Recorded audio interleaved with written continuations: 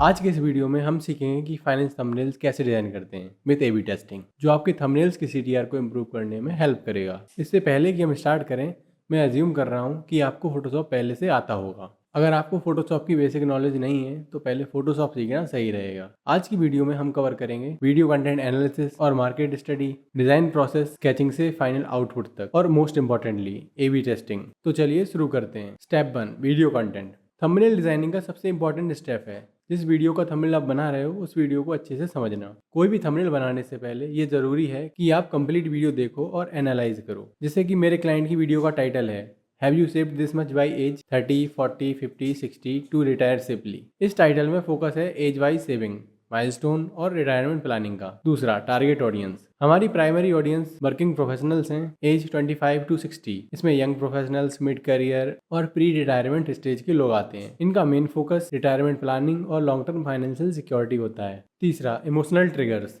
इस टॉपिक में ये कोर इमोशंस काम करते हैं, like anxiety, tension, comparison, urgency, fear, hope, curiosity. ये क्लैरिटी आपको डिजाइन डिसीजन में बहुत हेल्प करेगी। Step 2, ideation and research. इस फेज में आइडिएशन के साथ रिसर्च भी होती है। रिटायरमेंट सेविंग जैसे टॉपिक में ट्रस्ट सबसे इंपॉर्टेंट होता है, इसलिए फेस बेस्ड थंबनेल बेस्ट काम करते हैं। क्रिएटर का एक्सप्रेशन कंसर्न बट कॉन्फिडेंट होना चाहिए ताकि व्यूअर को लगे ये जर्नी रिलेटेबल है। अब हम यूट्यूब पर रिटायरमेंट प्लानिंग और सेविंग बाय एज जैसे कीवर्ड सर्च करेंगे। 10 to 15 हाई परफॉर्मिंग थंबनेल्स को ऑब्जर्व करेंगे और एज अ रेफरेंस सेव कर लेंगे। जनरली इस नीच में specific numbers, clear age bracket और क्वेश्चन स्टाइल थंबनेल ज़्यादा इफेक्टिव होते हैं। सिंपल डिजाइन यहाँ कॉम्प्लेक्स डिजाइन से बेटर परफॉर्म करते हैं। टेक्स्ट मिनिमल रखेंगे, 4 to 7 वर्ड्स मैक्स, और मोबाइल रीडेबिलिटी प्रायोरिटी होनी चाहिए। नंबर्स क्लियरली विजिबल हों। विजुअल्स में एज माइलस्टोन लाइक 30, 40, 50, 60 दिखना चाहिए। साथ ही ग्रोथ इंडिकेटर जैसे एरोज या प्रोग्रेस एलिमेंट यूज कर सकते हैं। कलर ट्रस्ट और ग्रोथ शो करें, जैसे ब्लू या ग्रीन, और रेड सिर्फ अर्जेंसी के लिए यूज हो। Step 3, sketching. फोटोशॉप खोलने से पहले 2 से 3 क्विक स्केचेस बनाना बहुत जरूरी है, स्पेशली फाइनेंस थंबनेल के लिए जहाँ डाटा बहुत ज्यादा होता है। आप स्केच पेपर, आईपैड या पीसी पे बना सकते हैं। इस टाइप की थंबनेल्स में कैरेक्टर हम यूजुअली लेफ्ट या राइट साइड रखते हैं। एज माइलस्टोन को क्लियर स्ट्रक्चर में दिखाना जरूरी है। टाइमलाइन लैडर या स्टेप पैटर्न यूज हो सकता है। टेक्स्ट जहां ऐड करना है वहां एक रेक्टेंगल बना के उस पर हेडिंग लिख देंगे, और जहाँ पे डेटा शीट ऐड होगी वहाँ भी रेक्टेंगल बना के उस पर डेटा शीट लिख देंगे। याद रहे, स्केचिंग का मोटिव सिर्फ क्लाइंट को कॉन्सेप्ट समझाना और फीडबैक लेना है, ताकि आप फाइनल में उसे और ज़्यादा इंप्रूव कर सको। स्केचिंग से एज माइलस्टोन, नंबर्स और कैरेक्टर प्लेसमेंट पहले ही क्लियर हो जाते हैं और मोबाइल रीडेबिलिटी का आइडिया मिल जाता है। ये प्रोसेस सिर्फ 5 to 7 मिनट लेता है, लेकिन एग्जीक्यूशन फेज में काफ़ी टाइम बचाता है। स्केच क्लाइंट को अर्ली स्टेज पर शेयर करो और अप्रूवल मिलने के बाद ही फोटोशॉप ओपन करो। स्टेप 4, डिजाइन एग्जीक्यूशन इन फोटोशॉप। तो हम फोटोशॉप ओपन कर लेंगे और यहाँ एक न्यू प्रोजेक्ट बना लेंगे। साइज रहेगा 1920 बाई 1080p। ये हमारा कैनवास आ गया। अब यहाँ पे हम वो स्केच इंपोर्ट करेंगे। एक तो आप यहाँ से इंपोर्ट कर सकते हैं और दूसरा आप सीधे ड्रैग एंड ड्रॉप कर सकते हैं। अब हम इस स्केच को पूरा स्क्रीन पे फिल कर लेंगे। अब धीरे धीरे हम ये सारे एलिमेंट्स यहाँ पे लाएंगे। फिर हम व्यू पे क्लिक करके गाइड्स पे क्लिक करेंगे, फिर न्यू गाइड लेआउट सिलेक्ट करेंगे। यहाँ पे हम 30 पिक्सल का मार्जिन ले रहे हैं। अब हम अपने कैरेक्टर को यहाँ पे इंपोर्ट कर लेंगे। इसको बैकग्राउंड सेलेक्ट करने के लिए हम सिलेक्ट सब्जेक्ट का यूज करेंगे और फिर हम इसे मास्क कर देंगे। मास्क करने के बाद हम इसे स्मार्ट ऑब्जेक्ट बना लेंगे और कैमरा और फिल्टर अप्लाई करेंगे। ये सेटिंग हर फोटो के हिसाब से अलग हो सकती है, तो सब आप एडजस्ट करके देखें, जहाँ भी ठीक लगे वहां पर लॉक कर दें। इसको एडजस्ट कर देंगे। अब एक एलिमेंट हमारा पूरा हो गया। अब हमें सेकंड मेजर एलिमेंट है ये बनाना है। इस एरो को भी आप कर्व टूल लेके ऐसे बना सकते हैं। इसका फिल हम हटा देंगे और स्ट्रोक ले लेंगे फिलहाल के लिए, फिर बाद में हम चेंज करेंगे। अभी जस्ट हम एलिमेंट्स बना रहे हैं। अब एक प्रॉब्लम यहाँ पे मुझे लगती है कि यहाँ पे हम इसको अपने हिसाब से मॉडिफाई नहीं कर सकते। वहीं इलस्ट्रेटर में हमारे पास ज्यादा फ्रीडम है, तो अभी हम फिलहाल के लिए इलस्ट्रेटर ओपन करेंगे। इसके लिए भी एक नया प्रोजेक्ट बना लेंगे और यहाँ पे हम पेन टूल ले लेंगे और एक क्लिक यहाँ पे करेंगे, एक क्लिक यहाँ पे, और इसे फिर एडजस्ट करेंगे। इलस्ट्रेटर में हमें बहुत ज्यादा फ्रीडम मिलती है ऐसे एलिमेंट्स बनाने के लिए, इसीलिए मैं इलस्ट्रेटर प्रेफर करता हूँ। तो हम इसकी फिल को हटा देंगे और इसको ऐड कर लेंगे फिलहाल के लिए। अब मैं जो फ्रीडम की बात कर रहा था वो ये है कि जैसे हमें इस स्ट्रोक को कहीं मोटा कहीं पतला चाहिए, तो वो वहाँ पे करना थोड़ा मुश्किल है जितना इजीली यहाँ पे हो जाता है। तो जैसे ये देखो, यहाँ पे ये प्रीसेट है, तो यहाँ से स्टार्ट हुआ पतले से, फिर यहाँ पे मोटा हो गया, फिर यहाँ पे पतला हो गया। ये थोड़ा देखने में अच्छा लगता है। बस कंट्रोल भी करेंगे और smart as a smart object paste कर देंगे। ओके, अब हमारे पास एक और फ्रीडम है यहाँ से कि अगर हम मान लो इसकी हमें विड्थ बढ़ानी है, तो यहीं से हम इसे कंट्रोल कर पाएंगे। जैसे क्लिक करेंगे तो यहाँ पे हम इसका 10 से 20 कर देंगे तो ये विड्थ बढ़ गई। कंट्रोल एस करेंगे तो फोटोशॉप में अपडेट हो जाएगा। तो 2 एलिमेंट बन गए हमारे। अब हमें करना है कि इसके पीछे एक ग्रीन कलर था तो वो हम यहीं से करेंगे। ध्यान रहे ये शेप पे हो और बस हमें यहाँ से पेन टूल से ड्रॉ करते जाना। अब ये सब हम क्यों कर पा रहे हैं? क्योंकि हमारे पास पहले से ही स्केच रेडी है। अगर हमारे पास स्केच नहीं होता तो अभी हम एक्सपेरिमेंट कर रहे होते कि हमें करना क्या है, और उसमें बहुत ज़्यादा टाइम वेस्ट होता है। इसीलिए फिल्मों में या बड़े बड़े VFX हाउस या 3D एनिमेशन जो बनाते हैं वो लोग स्टोरी बोर्ड यूज करते हैं ताकि उनका भी टाइम वेस्ट ना हो और क्लाइंट का भी टाइम वेस्ट ना हो। स्टार्टिंग में मैं सोचता था कि ये सब क्या होता रहता है, कि मैं भी परेशान, क्लाइंट भी परेशान, ये डिज़ाइन अच्छी नहीं है, बट मैं प्रोसेस को कभी फॉलो ही नहीं करता था। अब हम इसको कलर ग्रीन कर देंगे। अब हमारा ग्राफ बन गया और सॉलिड भी बन गया। अब क्या रहेगा? कैंडल्स।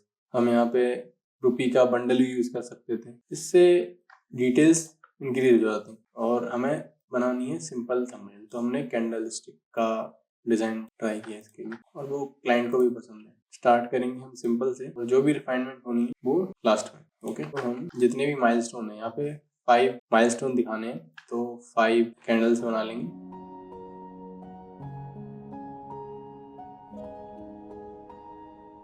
कि कैंडल्स बन गई। अब हमें इसे एडजस्ट करना है, तो फिलहाल के लिए हम ये स्केच हटा लेंगे। अब इसका ज़्यादा कुछ काम रह नहीं गया है और एक न्यू सॉलिड क्रिएट करेंगे ब्लैक कलर का। ओके, तो इसको थोड़ा और बड़ा कर रहा हूँ और ये कैंडल्स को हाइड कर रहा हूँ फिलहाल और इसे एडजस्ट कर रहा हूँ। याद रहे हमें थंबनेल का स्पेस अच्छे से यूटिलाइज करना है। अगर कहीं कुछ ऐसे कवर नहीं हो पा रहा है तो उसे हम सिलेक्शन, ये है डायरेक्ट सिलेक्शन टूल था, उससे इसके पॉइंट्स को हम कंट्रोल कर सकते हैं। जैसे एडजस्ट करते टाइम ये बाहर निकल गए तो आराम से इसे अंदर ले जाएंगे। अब हमने कुछ हद तक जो हमें चाहिए था वो अचीव कर लिया है। इसी के ऊपर एक नई ब्लैंक लेयर लेंगे और उसको अल्ट प्रेस करके ये यहाँ पे अगर माउस का होवर करेंगे तो उसे क्लिपिंग का वहाँ पे ऑप्शन आ जाएगा। अब बस ये चीज़ हम ऐसे यहाँ से भी कर सकते हैं, रिलीज क्लिप और क्रिएट क्लिपिंग मास्क, तो नीचे वाली लेयर से वो क्लिप हो जाएगा। ब्लैंक लेयर क्यों ली हमने? ताकि शैडो क्रिएट कर सकें। ये ग्रीन कलर बहुत ज़्यादा लग रहा है तो उसकी ओपेसिटी हम 50 कर देंगे, जिससे पीछे का भी हमें थोड़ा दिखने लगेगा। अब ब्लैंक लेयर में हम ब्लैक कलर से ऐसे करेंगे तो थोड़ी डेप्थ आएगी और ऐसा लगेगा कि ग्राफ की शैडो है वो। ये भी अपने अपने टेस्ट पे डिपेंड करता है, कोई कुछ लाइक करता है, कोई कुछ लाइक करता है। अब ये जो हमारा ग्राफ है उसके कलर को हमें वाइट करना है। तो जैसा कि हमने वीडियो में देखा है पीछे कि रेड हमें सिर्फ अर्जेंसी के लिए यूज करना है, तो हम वो फॉलो करेंगे। अब यहाँ पे हम थोड़े और गाइड्स बनाएंगे, ये हेल्प करेंगे हमें कैंडल को डिस्ट्रीब्यूट करने में। अब जो भी हमारी ये कैंडल्स थी उनको हम डिस्ट्रीब्यूट करेंगे इक्वल स्पेस में। ये यहाँ पे टच कर देंगे। इसको अच्छे से करने के लिए यहाँ पे एक ऑप्शन है ये डिस्ट्रीब्यूट का, तो ये ऑटोमेटिकली इक्वल स्पेस में डिस्ट्रीब्यूट हो जाता है। अब जब हो गया है तो इस तरह से उसके ऊपर वाली पार्ट को भी हम अलाइन कर देंगे उसी शेप से। तो पहले हमें करना है ऊपर वाली शेप को सिलेक्ट, फिर नीचे वाली शेप को सिलेक्ट, फिर सेंटर पे क्लिक करेंगे तो ये ऊपर वाली नीचे वाली शेप से अलाइन हो जाएगी। ओके, तो अभी भी मुझे ऐसा लग रहा है जैसे हमारे पास स्पेस अभी बचा है यहाँ पर, तो मैं इसको और ले आऊँगा यहाँ से यहाँ पर। ओके, और मैं करूँगा इन सबको सिलेक्ट और फिर से डिस्ट्रीब्यूट पे क्लिक करूँगा, तो आप देख सकते हो कि ये सारा इक्वली डिस्ट्रीब्यूट हो चुका है। ओके, अब हमारी कैंडल्स भी बन गई। अब हम करेंगे इन पे नंबरिंग, इसको लॉक कर देंगे। तो जैसे हमारी पिछली थंबनेल में यहाँ पे सर्कल्स थे तो यहाँ भी हम सर्कल्स ऐड करेंगे। अब ये सर्कल अच्छे तो नहीं लग रहे, तो उन्हें अच्छा दिखाने के लिए हम उन्हें सीक्वेंस में बड़ा करेंगे। ये थोड़ा छोटा, ये थोड़ा और बड़ा, ये उससे बड़ा, ये इससे बड़ा और ये सबसे बड़ा। अब ये पहले से बेटर लग रहे हैं। अब क्या रह गया है? अब रह गई ये डेटा शीट जो क्लाइंट से मिली थी। इसको यहाँ पे हम इंपोर्ट कर लेंगे और बैकग्राउंड में ले जाएंगे। कंट्रोल टी प्रेस करके इसके पर्सपेक्टिव से खेलेंगे। हमारा गोल यहाँ पे सिर्फ इस चार्ट को दिखाना है कि हम कैलकुलेट करने के लिए उन्हें कुछ व्यूअर्स को कुछ दे रहे हैं। अब इतना मुझे ठीक लग रहा है। अब मैं इसे करूँगा मास्क। मास्क करने के लिए हम लेयर्स पैनल में अपनी इसी लेयर को सिलेक्ट कर लेंगे ये देखिए, अब यहाँ पे माउस वाले आइकन पे क्लिक करके कंट्रोल आई प्रेस कर देंगे। अब फोरग्राउंड कलर हमारा व्हाइट होना चाहिए और बी प्रेस करेंगे कीबोर्ड पे और ब्रश को थोड़ा बड़ा कर लेंगे। अब इससे ये देखिए, जहाँ जहाँ पेंट करेंगे सिर्फ वहीं वहीं हमारी ये सीट विजुअल हो रही है। अब हमें एक एरो पॉइंट करना है इसकी तरफ, जिसके लिए हमारे पास पीएनजी है काफी सारे।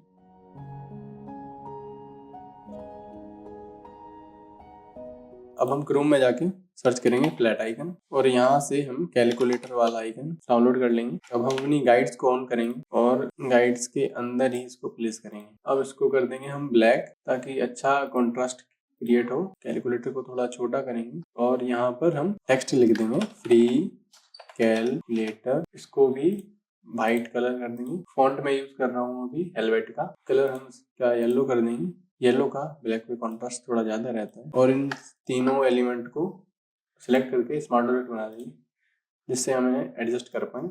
इतना मुझे ठीक लग रहा है। अब हम टाइटल लिखेंगे। तो टाइटल क्लाइंट से मिला था हमें, डू यू नो योर। इस फॉन्ट का नाम भी हेलवेटिका ही है, Helvetica bold corpus by age. अब यहाँ मैं फॉन्ट यूज करूंगा, वो भी हेलवेटिका ही है, हेलवेटिका बोल्ड। ये हेलवेटिका का ब्लैक वर्जन है, तो इतने में मैं बोल्ड यूज कर रहा हूँ और कॉर्पस पे ही ब्लैक यूज कर रहा हूँ। ये ही हमारा हीरो टेक्स्ट है, जिसको हमें हाईलाइट करना है। इसको जितना बड़ा हो सकता है मैं कर रहा हूँ। अब मैं यहाँ पे रेड कलर का रेक्टेंगल यूज करूंगा अर्जेंसी क्रिएट करने के लिए। इसको एडजस्ट कर लेंगे हम और रेक्टेंगल वाली लेयर को सेलेक्ट करके मास्क पे क्लिक करेंगे और जी प्रेस करेंगे तो ग्रेडियंट सेलेक्ट हो जाएगा और इसको मास्क करेंगे ऐसे और फिर ऐसे। अब ये दोनों लेयर को सिलेक्ट करेंगे टेक्स्ट वाली और फिर से इन्हें अलाइन कर देंगे। अभी इसमें डेप्थ कम लग रही है और ये टेक्स्ट उतने अच्छे से पॉप नहीं हो रहा है, तो हम इसके पीछे शैडो ऐड करेंगे और बैकग्राउंड में एक नई क्रिएट करके उस पर ब्लैक कलर से पेंट करेंगे। अब देखो ये अच्छे से दिखने लगा है। अब हमें ये सीट है ना, इसको यहाँ से हटाना है और यहाँ पे इसका फोकस बढ़ाना है। अब 80% हमारी थंबनेल रेडी हो चुकी है। अब हमें यहाँ पे एज और माइलस्टोन ऐड करने हैं, तो वो हम ऐड कर लेते हैं जल्दी से।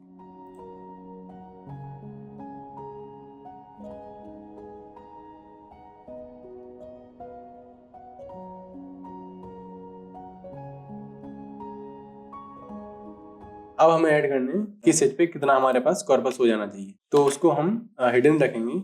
इसीलिए क्लाइंट ने वो चीज ब्लर करवा दी थी पिछले वाले थंबनेल में मुझसे, बट यहाँ पे हम एक अलग चीज ट्राई करेंगे। ये फॉन्ट ले लिया मैंने हेलवेटिका का। यहाँ पे हम CR लिखेंगे बट क्वेश्चन मार्क लगाएंगे। ऐसे ही यहाँ पे भी CR लिखेंगे। तो ऑलमोस्ट हमारी थंबनेल रेडी हो गई है। अब मेरी पिछली थंबनेल में जैसे आपने देखा कि ये दोनों नंबर ब्लर है, वो करने के लिए उस पर्टिकुलर नंबर को सिलेक्ट करेंगे और उसे स्मार्ट ऑब्जेक्ट बना लेंगे। फिल्टर पे जाएंगे, ब्लर पे क्लिक करेंगे और गॉसियन ब्लर यहाँ पे आपको दिख जाएगा और इस तरह से आप ब्लर कर सकते हैं। इसका कुछ खास फायदा मुझे दिख नहीं रहा है, इसे हटा देते हैं और ये थंबनेल ऐसे ही ठीक लग रहा है। आई होप आपको ये सारी चीजें क्लियर हो गई हैं। और मेन चीज है यहाँ पे कॉन्सेप्ट क्लियर होना चाहिए। थंबनेल तो आप 10 बार बनाओगे 10 बार चेंज होगा, एग्जैक्ट हम कॉपी नहीं कर सकते, बट कॉन्सेप्ट क्लियर होना चाहिए कि वो चीज हमें क्यों करनी है और कैसे करनी है। Step 5 feedback and iteration. Design complete होते ही थंबनेल पब्लिश नहीं करते, पहले प्रॉपर फीडबैक लेना जरूरी होता है। ये स्टेप डिजाइन को स्ट्रॉन्ग बनाता है और मिस्टेक्स अवॉइड करता है। अब हम क्लाइंट को थंबनेल शेयर करेंगे डेस्कटॉप और मोबाइल व्यू के साथ। मोबाइल व्यू सबसे इंपॉर्टेंट है क्योंकि मैक्सिमम लोग फोन पर ही वीडियो देखते हैं। अब क्लाइंट से हम ओवरऑल लुक, टेक्स्ट रीडेबिलिटी और क्लैरिटी पर फीडबैक लेंगे और 24 आवर के अंदर फाइनल करने का ट्राई करेंगे। क्लाइंट को भेजने से पहले खुद भी थंबनेल चेक करना सही रहता है। उसके लिए हम 3 सेकंड रूल फॉलो कर सकते हैं। अगर 3 सेकंड में समझ आ रहा है कि वीडियो किस टॉपिक पर है तो ठीक है, अगर नहीं तो थंबनेल वीक है। Common issues usually text size, clutter या कलर से रिलेटेड होते हैं। हमेशा रीडेबिलिटी और क्लैरिटी को डिजाइन एस्थेटिक से ऊपर रखना चाहिए। चेंजेस के बाद वर्जन कंट्रोल मेंटेन करना सही रहता है, जैसे V1, V2 और फाइनल अप्रूवल मिलते ही डिजाइन लॉक करो और हाई रेजोल्यूशन फाइल एक्सपोर्ट करो। PSD भी सेव कर लो। Step 6 A/B testing. A/B testing का मतलब है 2 थंबनेल्स के वर्जन को टेस्ट करना और देखना कौन ज्यादा क्लिक्स लाता है, जिससे हम गेसवर्क नहीं डाटा ड्रिवन डिसीजन ले सकें। थंबनेल A हमारा अप्रूव्ड ओरिजिनल डिजाइन होता है और थंबनेल B उसका ऑप्टिमाइज्ड वर्जन। गोल सिंपल है, higher CTR। Thumbnail A professional और एस्थेटिक के हिसाब से अच्छा लग रहा है, फेस विजुअल है, एज माइलस्टोन क्लियर है, कलर्स फाइनेंस के हिसाब से सही है। पर जो हमें लेटेस्ट फीडबैक मिली उसके अकॉर्डिंग मोबाइल पर रीडेबिलिटी का इशू लग रहा है, तो इसलिए थंबनेल बी में हमने रीडेबिलिटी और क्लैरिटी पे फोकस किया। एस्थेटिक्स को साइड में रख के सबसे पहले हमने टेक्स्ट एलिमेंट को बड़ा किया जिससे थंबनेल रीडेबल हो जाए। अब भले ही थंबनेल थोड़ा कम एस्थेटिक लग रहा था पर वो मोबाइल पे रीडेबल था। अब दोनों वर्जन्स रेडी हैं। अगला स्टेप है यूट्यूब पर एक्चुअल टेस्टिंग करना और डेटा के बेसिस पे फाइनल डिसीजन लेना। Step 7, result analysis. Testing complete होने के बाद अगला नेचुरल स्टेप है रिजल्ट को एनालाइज करना। यहीं से क्लैरिटी मिलती है।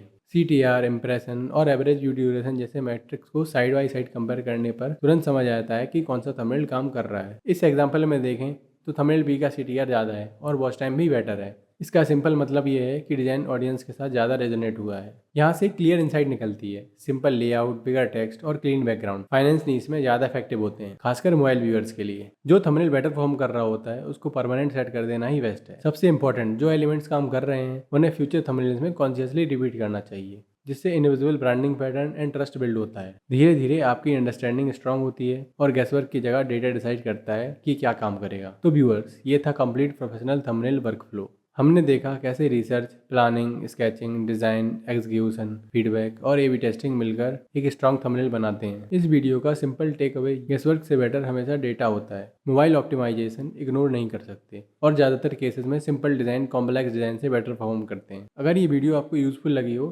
तो लाइक और चैनल को सब्सक्राइब करना for more design content. Comments में बताइए क्या आप A/B टेस्टिंग यूज़ करते हैं। मिलते हैं नेक्स्ट वीडियो में। Take care.